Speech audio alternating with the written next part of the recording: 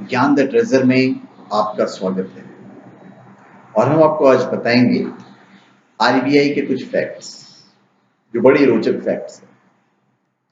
भारतीय reserve bank मतलब RBI देश के बैंकिंग सिस्टम को रेगुलेट करता है।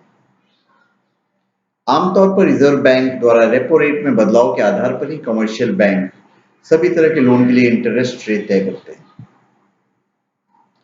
आरबीआई करेंसी सिस्टम को भी ऑपरेट करता है। इसके अलावा आरबीआई बैंकिंग से जुड़े अन्य दूसरे कामों का संचालन भी करता है।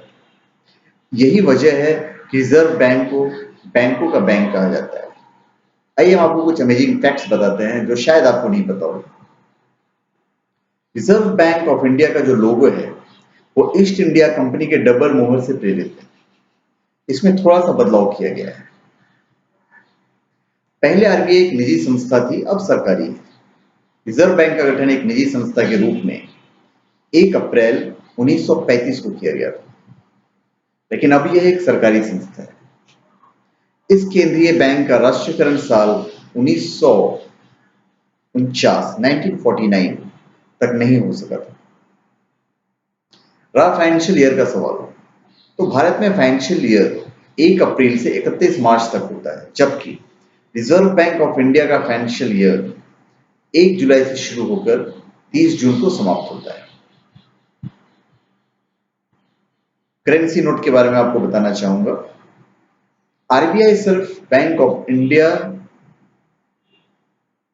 जो है सिर्फ करेंसी नोटों की छपाई करता है, जबकि सिक्कों को बनाने का काम भारत सरकार के द्वारा किया जाता है। उडेशी पहली डिप्टी गवर्नर बनी थी। KJ Udeshi Reserve Bank of India की पहली डिप्टी गवर्नर बनी थी। उन्हें साल 2003 में इस पद पर नियुक्त किया गया था। 5,000 और 10,000 के नोट भी छापे गए थे। रिजर्व बैंक ने 5,000 और 10,000 के रुपए के मुल्क वर्ग के नोटों की छपाई साल 1938 में की थी। इसके बाद 1954 और 1978 में भी इन नोटों की छपाई की गई थी। यह पाकिस्तान और म्यांमार का भी सेंट्रल बैंक था। भारत के अलावा रिजर्व बैंक 2 अन्य देश पाकिस्तान और म्यांमार के सेंट्रल बैंक के रूप में अपनी भूमिका निभा चुका है।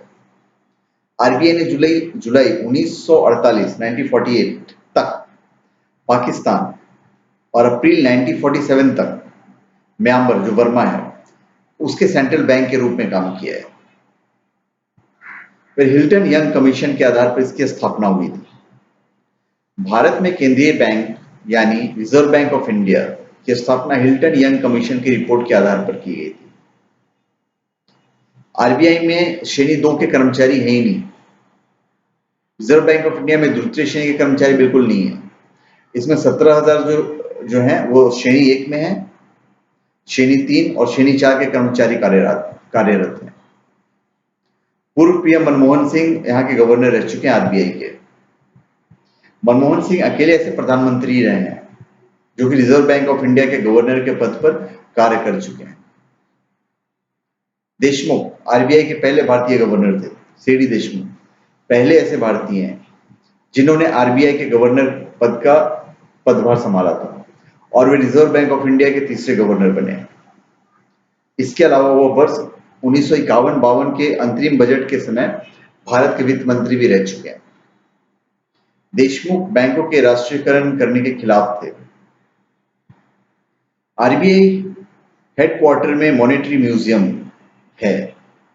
रिजर्व बैंक ऑफ इंडिया के मुंबई स्थित हेडक्वार्टर में मॉनेटरी म्यूजियम मौद्रिक संग्रहालय का भी संचालन होता है। देश भर में आरबीआई के 29 ऑफिस हैं। रिजर्व बैंक ऑफ इंडिया के देश भर में 29 ऑफिस हैं। इनमें से अधिकांश ऑफिस राज्यों के राजधानी में है। तो धन्यवाद। आप हमारे चैनल पर सब्सक्राइब करें और अपने कमेंट दीजिए। धन्यवाद।